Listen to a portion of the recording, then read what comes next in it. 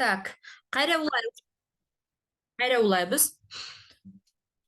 Демек, тапшырмаларды дайыма аткарып жүргөн болсоңор, силер доска чыккандан коркпойсуңар, анткени баардык суроолорго жооп бере аласыңар. Же болбосо конспекттериң бар, мугалимден коркпойсуң, Адан кийин классташтарыңар күлөт деген страх болуп турган болсо, классташтар күлөт деген.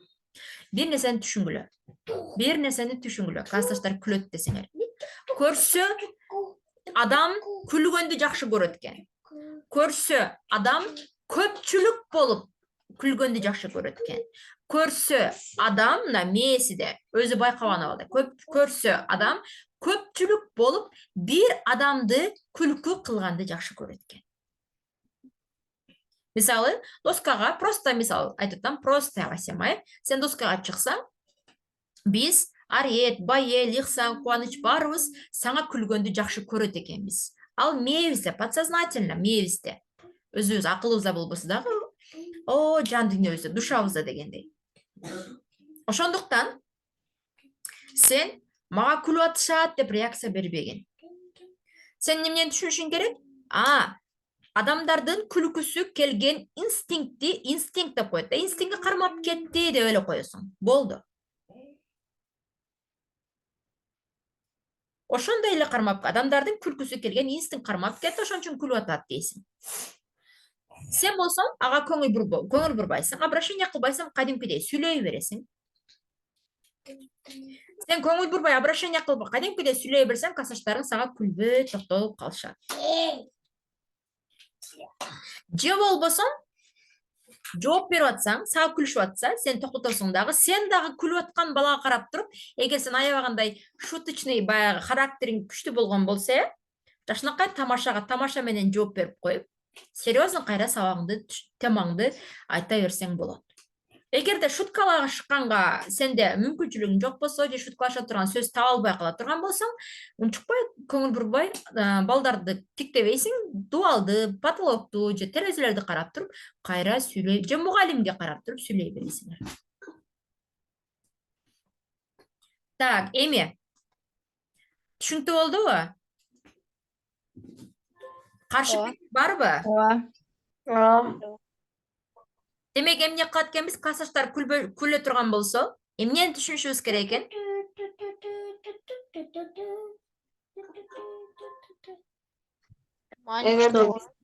Өзүнүн күлө турган инстинкти бар. И внимание обращать этпешибиз керек. Алардын күлүп атканы биз сага эмес, мисалы үчүн силерге эмес, Асемага күлөйүн, Байелге күлөйүн, Ихсанга, Ариетке, Кубанычка күлөйүн, силер мындай силердин не то жактарыңар бар, силердин кемчилигиңер бар деп күлбөй. Просто адамдын инстинкти кармап кетет күлкүсү келген. Мисалы үчүн сен доска ачып, неле деп адашып кетсең, болду, инстинкт кармап калат, күлө беришет. Бул жерде деп адашып кетти деп күлүп жатып кала турган, адаштым деп проблема кылып, паникага түшүп, волноваться эте турган нерсе жок.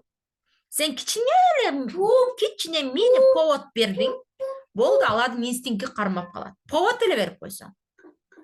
Сен күлкүгө калып, позор боло турган иш жасаган жоксуң, туурабы? Силер позор болгон жоксуңар.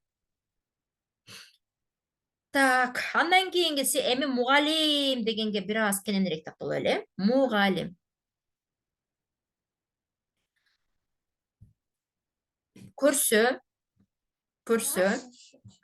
жашоодо ар кандай адамдар бар. Бир адам стерва болот, ачуулуу болот, бир адам жоош болот, бир адам спокойный болот, бир адам тамашакөй болот, бир адам дагы кандай болот? Бир нерсе болот. Сайт Ахмет ошону. Адамдар ар түрдүү болот. Бир адам бизге жакпайт, просто аны жакшы көрбөйбүз. Жөндөн жөн эле. Бир адам бизге жагат. Бир адамдан уяла беребиз, тартына беребиз. Вот ошондой адамдар ар түрдүү болот. Эми мугалимден неге коркобуз дегенде, мугалим менен сенде өтө бекем мамиле жок болгон үчүн коркосуңар. Мугалим менен сенин ортоңда өтө бекем мамиле жок болгон үчүн. Адам тааныбагандыктан, белгисиздиктен не деп коет, белгисиз дегенде. Не деп коет эле, белгисиз. Неизвестный, неизвестный нерседен коркот экен. Келгиле ошол жерин бекемдейликчи. Асемат, мисалы үчүн кээ бир предметтик мугалимдериңди жаман отур эки деп коюп урушат деп корком дедиң, ошол мугалимиңди менен мамилең чын эле өтө бекемби же анча эле бекем эмеспи? Мындай эле саламатсызбы эле болуп, от души мамиле жокпу же от души мамиле болсо деле корко бересиңби? Кандай? Жок, бизде мамиле жок. Ооба. Көрдүңөрбү? Өтө бекем мамиле жок болгондугу үчүн страх болот. Анткени ошол мугалим жөнүндө сен толук билбейсиң. Ошон үчүн коркосуң. Эгерде сен ошол мугалим менен мамилең өтө жакын болуп турган болсо, жакшы сүйлөшүккөн болсоң, бара-бара ал коркуулар кете баштайт. Чындыгында эле ошол мугалим эки коюп коет же урушуп коет деп корко турган болсоңор, мугалимден акырын сурасаңар болот. Эжей деп, биринчи мынтип суроо бергиле. Эжей, ар бир любой эле ситуацияга карап турупчу. Эже, мисалы, просто мисал келтирип атам да. Палестина менен Израилде болуп жаткан окуяга сиздин көз карашыңыз кандай, эже? Мен билгим келип атат, сиздин оюңуз мен үчүн өтө маанилүү десеңер, мугалим деп кетет. Бул аябагандай жагат. Сенин оюңуз мен үчүн абдан маанилүү. Же сиздин оюңуз биз үчүн маанилүү десеңер, мен оюмду балдар уккусу келип турбайбы деп, адамда бир аз болсо дагы өзүн баалуу, өзүн важный, өзүнүн керектүү, главный сезе баштайт. Анан жооп бере баштайт. Анан мугалимдин оюн биле баштайсыңар. Андан кийин дагы эже сиз деп кайсы окуяларды айтса болот, мисалы. Бишкектеги аба ырайы бузулуп атат, мисалы үчүн, Асема Бишкекте турасың, баягы не деп коет эле, мына отопление жаңы мезгилде тесттен чыккан түтүндөр, баягы Кыргызстан Бишкекте кышында эң баягы абасы булганган мамлекеттердин катарына кирет го. Ошол сыяктуу суроолорду берсеңер болот. Эже, эми кыш келатат, эми воздух абабыз аябай неме болот, начарлайт. Ошол нерсе сизди дагы кыжалат кылабы? Ошо деп мындай окшотуп, мындай ситуацияга жараша окшотуп суроо берсеңер, ооба да, бирдемке да, анан мугалим дагы кошулуп кетиши мүмкүн. Же болбосо эч кылса ошондой бир маанилүү теманы таап баштайсыңар. Анан акырындык менен ошол мугалимге, кээ бир мугалимге, мисалы үчүн, ачык айрым жашынакай эле мугалим болсо, бирок силер аны тааныбасаңар, ал мугалим жаңы келсе, эже мугалим же агай, сиз өзүңүздү кененирээк бизге тааныштырып бербейсизби, сиз деп сурасаңар болот. Өзүңүз жөнүндө кененирээк билгибиз келип атат деп сурасаңар жакшы болот. Кайсы университетте бүткөнсүз, канча балаңыз бар деп сурасаңар болот. Бирок кээ бир мугалимдер жактырбайт, семьясы жөнүндө айткандычы. Анан кийин ошон үчүн жактырбаган үчүн акырындык менен сиз баягы башка суроолорду берип алып келесиңер, мисалы үчүн, дүйнөдө болуп аткан проблемаларды, Украина, Россия маселесин, Кыргызстандагы саясат маселесин сурагыла, экология маселесин сурагыла. Сурап турандан кийин өзүңүз жөнүндө эже балдарыңыз бар.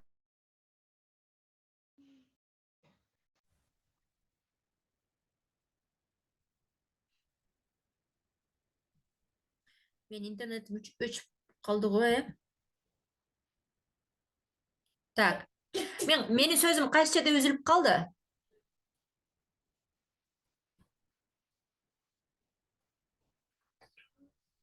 Сөзүмдү кайсы жерден улайм?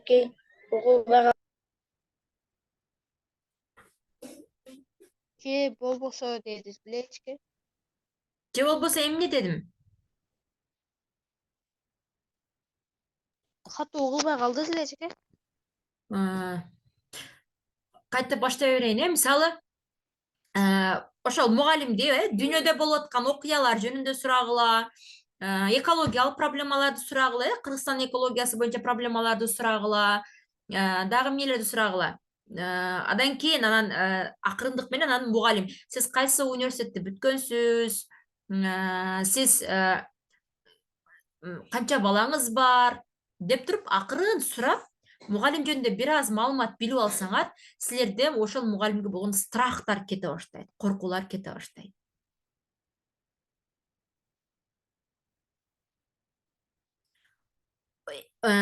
ушул айта турган сөзүм түшүнүктүү болдубу? Ушуга ынанасыңарбы, макулсуңарбы же каршысыңарбы? Ооба. Макулбуз эжеке. Өз эчке. Демек, мугалимден коркпош үчүн биз ал мугалим менен мамилебизди жакшыртышыбыз керек экен. Мугалимге суроо берип, мугалимдин жеке көз карашы, жеке жашоосу, мугалимдин ойлору жөнүндө билип алсаңар, тааныш болуп алсаңар, страхтар кете баштайт экен. Эми бир нерсе. Характери начар мугалим болобу, бакырчак мугалим болобу, кыйкыргыч мугалим болобу, эки койгон мугалим болобу, аябай жакшы мугалим болобу, жаман мугалим болобу, бардык мугалимдердин максаты окуучуларды жакшы окутуу. Любой мугалим жакшы каалайт ошону. Окуучуларды жакшы окуусун каалабаган адам мугалимдик кесипте иштебейт. Ал кетет мектептен. Мугалимдердин характери башкаларды жакшы адам кылыш. Бул аябай сонун характер. Башкаларды жакшы адам кылгысы келбеген адам мугалимдик кесипти тандабайт. Ал соодага, бизнеске же болбосо дагы эмне башка бир кесиптерге кетип калат.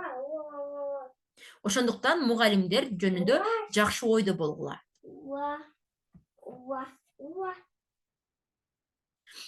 Жана айтат, мен мугалимдин милдети силердин билим алышыңар. Ошондуктан ал талап кылат. Тура Асема, жооп бер. Окудуңбу, окубадыңбы?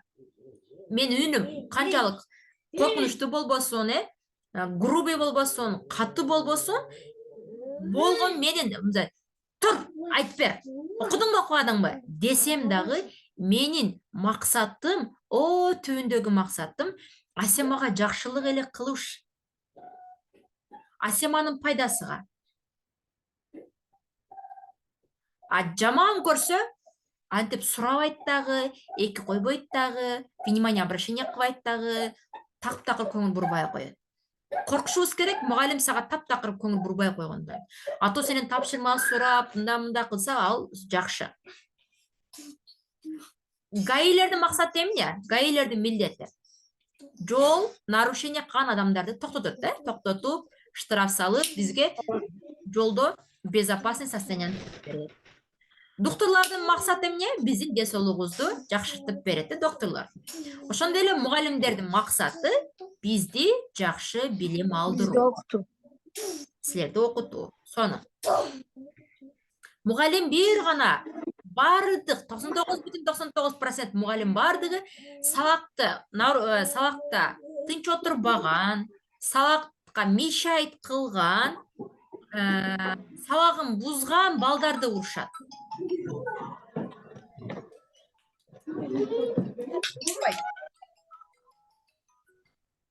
Калган балдарды урушпайт. Мугалим ошол нарушение кылган балдарды гана урушат. Все болду. Адан кийингиси. Эгерде чындап эле чересчур коркуп турган болсоңор, чересчур коркпойсуңар, мугалимден эч кимге? Жок. Эч ким коркпосуңар керек. Чересчур коркуп турсаңар, анда ата-энеңерге айткыла. Апа, жата, мен паланчы деген мугалимден вообще коркотам. Титиреп калатам, жооп бере албай калатам деп. Мисалы мен ошондой болгом.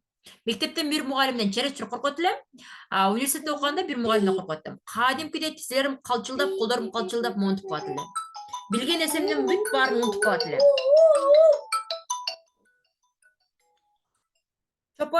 Чолпон мен сабак өтүп атат элем, бакыт келди. Вот ошондой. Эгер чересчур коркуп турган болсоңор, ошол ата-энеңерге айткыла. Ата-энеңерге айтканда эмне пайдасы керек? Ата-энеңерге айтканда бир аз болсо дагы кичине ичиңер жеңилдейт да, бирөөгө айткың келет. Же болбосо ошол коркконуңар жөнүндө кимдир бирөөлгө дагы айткыла. Адан кийингиси мугалимдин көзүнө карап сүйлөгүлө. Кенен дем алабыз. Эгерде сен мугалимдин көзүнө, мугалим сага сүйлөп атканда, мугалим теманы түшүндүрүп атканда көзүнө карап отура берсең, бара-бара Sen onu ошол сен ал мугалимдин кадимкидей эле адам экендигин билесиң дагы, ал мугалимге болгон страхтар кете баштайт. Мугалимдин көзүнө карап отурсаң, ал мугалимге болгон страхтар кете баштайт. Андан кийин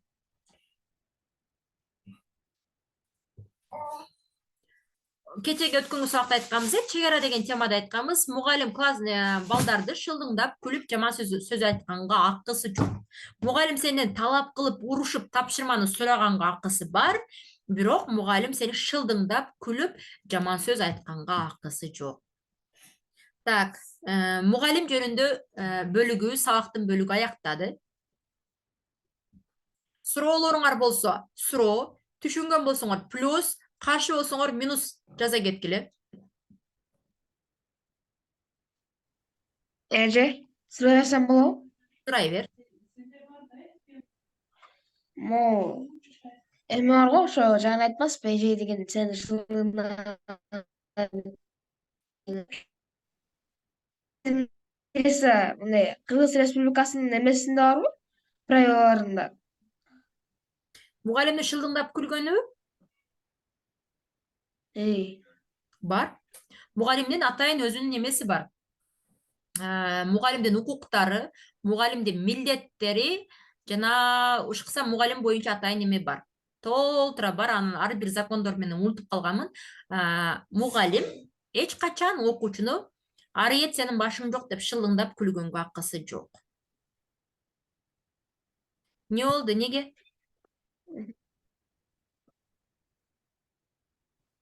Мугалим окуучуну кол көтөрүп урганга дагы акысы жок. Эгер мугалим шылдыңдап күлө турган болсо, эгер мугалим кол көтөрө турган болсо, ал закон алдында жооп берет. Мугалим билим ал деп урушса, билим ал деп талап кылса, арыет окугон, эртең окубасаң башыңды жулам десе болот. Бул сенин пайдаңа, сени адам болсун деген аракети. Анан жөндөй эле башы жок, акмак. Карагыла башы жок, башы жок деп классташтардын арасында сени шылдыңдаса болбойт. Дагы кет деген чатка жазгыла. Суроолоруңар болсо, суроо, каршы болсоңор минус, түшүнсөңөр плюс жаза кеткиле.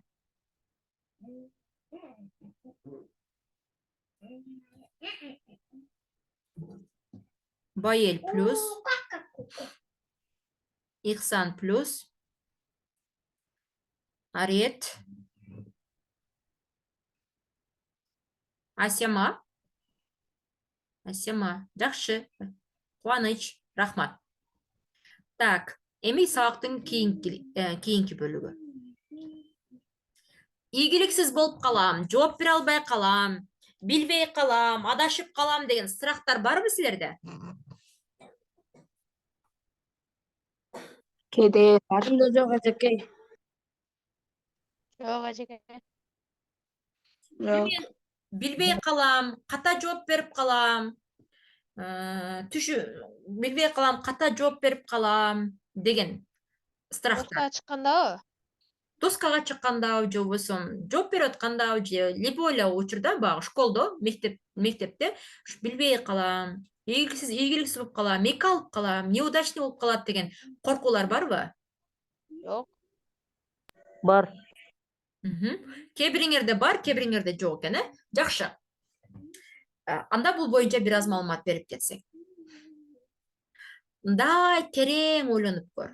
Сен контрольный жаздыңар, текшерүүч деп койду, кыргызча математикадан контрольный жаздың. Бул контрольный аябай черектик дейли же өтө маанилүү, же экзамен жаздыңар. Сен ошол экзаменден коркуп атасың, эки алып калам го деп. Эми ойлонуп көрүшүңөр керек.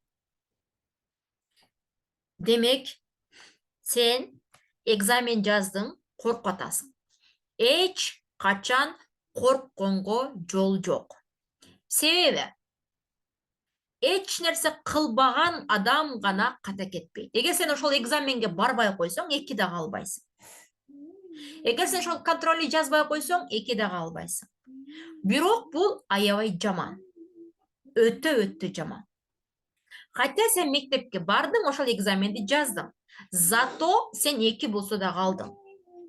Ошону түшүнүшүңөр керек. Бирок биз акылдуу адамбыз. Ошол экзамен же ошол контрольный сен үчүн өтө маанилүү экенин билип атасың. Ошол экзамен же контрольный сени коркутаарын сезип атасың, заранее алдын эле сезип атасың. Заранее эле биз коркуп атсак, сезип атсак, эмне кылышыбыз керек? Действие, аракет. Сен ошол экзаменге болушунча, күчүңдүн жетишинче, акылыңдын барынча аракет кылышың керек. Ошол аракетти кылдың, экзаменге бардың, жыйынтыгы 3 болду, всё, бүттү. Болгону ошол. Зато сен 3 алдың. Ошону түшүнүшүңөр керек. Эгер сен ошол 3 деген баага канаттангын келбесе, анда алдын ала ойлон. Бүгүн контрольный болду, сен 3 алып калдың, ал сага 3 жакпай жатат, сага больно болуп атат, капа кылып атат, настроение кылып атат, анда эмдиги контрольный ишке сен алдын ала заранее көп мурдага караганда 2 эсе, мурдага караганда 5 эсе, 10 эсе даярдык көрүшүң керек. Жөндөн жөн эле коркуу беле жүрө бербеш керек. Просто эле корко бербеш керек.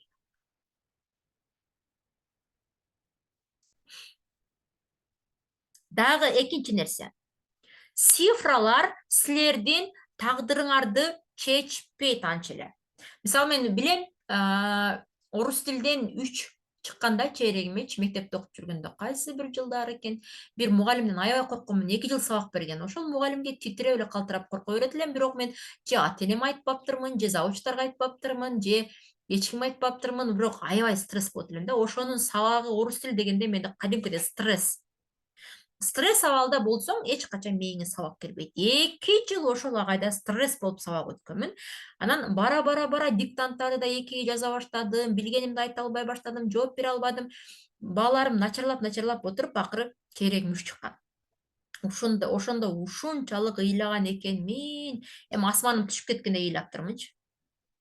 Кийин анан неме кылып, ата-энеме айтышып, анан бул бардык сабактар 5 эле деп, эптеп мугалимдер мен ата-энемдер сүйлөшүп атып, 3 эптеп оңдоп беришкен да. Ошондой болгон. Андан кийин университетте окуп жүргөндө дагы бир экзаменден 3 алып калгам. Ошондо дагы көздөрүм шишип кеткиче ыйлаган экенчи. Азыр ойлоп көрсөм, ошондо 2 алыпмын, хорошо, 3 алыпмын, хорошо. Азыркы менин жашоомо анын таасири барбы? Жок. 3 алсам 3 алыпмын, эмне болуптур? Азыр мен ошол 3-üm үчүн же бактылуу болуп, же бактысыз болуп кеткен жокмун. Ошондогу 3-üm менин жашоомо бир дагы таасири жок. Ошон үчүн өзүңөрдү ашыкча эле цифрага же болбосо бир баага байлап, өзүңөрдү ашыкча кыйнап азапташтын кереги жок экен. Бирок сенде пландар бар, чоң максаттар бар. Асеманын чет өлкөгө окууга кете турган пландары бар экен. Ариеттин дагы, Байелдин дагы врач болом деген, архитектор деген пландарыңар бар экен. Эми силер чоң максаттарыңар бар, роботторго конкурент болгоңар келип атат. Анда силер бааны же болбосо ийгиликсизди проблема катары көрбөй эле, жөн эле баягы пилди бөлүп жегендей, бүгүн эмне кыласың, эртең эмне кыласың, ошол майда аракеттериңди кылып жүрө бер. Өзүңөрдү ашыкча мучтетип, кыйнап, азаптабагыла. Ошол өзүңөрдү кыйнап, азаптап, мучтеткен энергияны действияга арнагыла. Эки алып калам деп кайгырган энергияны 2 словарь жаттаганга кетир. Айя, бекер эле жаман болуп калды деп кайгырганды 3 сөз словарь жаттаганга, английскийби, орускийби словарь жаттаганга кетириле. Анан дагы бир нерсени түшүнгүлө. Кээ бир балдар мисалы үчүн мен начар баа алсам ата-энем урушат деп коркот. Ооба, ата-энең урушат. Ата-энең анткени сени каалайт, ийгиликтүү, жакшы адам болушуңду каалайт.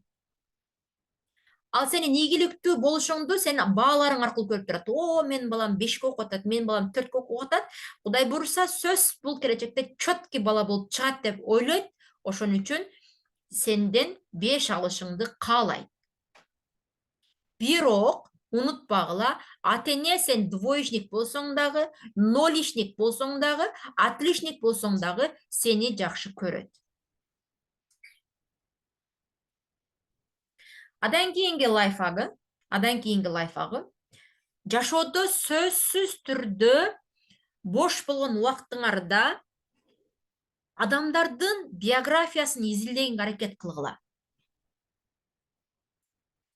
Ийгиликсиз болуп, кедей болуп, байкуш болуп, ийгиликке жеткен адамдардын биографиясын изилдесеңер, силер өзүңөргө мотивация аласыңар. Мисалы үчүн, Рональдоны билесиңер, футболист Рональдо. Ал кедей үй бүлөдө чыккан, апасы пол жууп жүрүп аны футбол кружокко берген. Анан не болуп кетти ал? Дүйнөлүк ошол апасы пол жууп кыйналып жүргөн убактарында бир турнирге катышып калат. Ошол турнирге катышканда Рональдо жакшы жыйынтык жеткенде атасы айтат экен, неме дейт экен. Жеткенде сен ушунча акча жоопкериңе топту, анан кийин барасың дейт. Апасы ошондо эмне кылат экен? Күнү түнү эксмен уборщица болуп иштеп, анан акча топтоп, баласына кроссовка алып жоопкерия кылып берет, Ошондо өзүнө убада берет, мен карап тур, шашпа. Дүйнөдө номер 1 футболист болуп, апамдын ушул эмгегин актаймын деп өзүнө өзү убада берген. Натыйжасында эмне болду? Өзү каалаган ийгиликке жетти. Дагы бири, кайсы мамлекеттен, Франциянын билим берүү министрлиги бар, атын унутуп турам, бир нерсе деген аял, билесиңерби? Аты бирдемке деген. Кимиңер билсеңер, мага жардам берип койсоңор болот. Ушунчалык кара кожадагы, кара негр деп койду, кара терилүү аял болгон, беженцев деп койду, качкын болгон.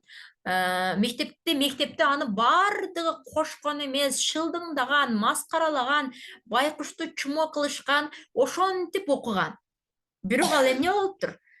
Классташтары шылдыңдаган сайын, кошпогон сайын, тоготпогон сайын, аны бөлгөн сайын, аны чумо кылган сайын, шашпагыла, мен өзүмдүн ким экенимди силерге көрсөтөм деген экен. Кийин ал ошончо дагы жакшы окуй берген, фокусун баарын сабакка койгон, акыры эмне кылды? Ушунчалык ийгиликке жетип, билим берүү образование министри деп коет, билим берүү министри Францияда дагы аял болуп, эң Франциядагы бай аялдардын катарына кирет дүйнөдө. Көрдүңөрбү? Демек, силер дагы ошондой ийгиликке жеткен адамдардын биографиясын изилдесеңер, окуй берсеңер, өзүңөргө дегендай деген инсайттар пайда болот.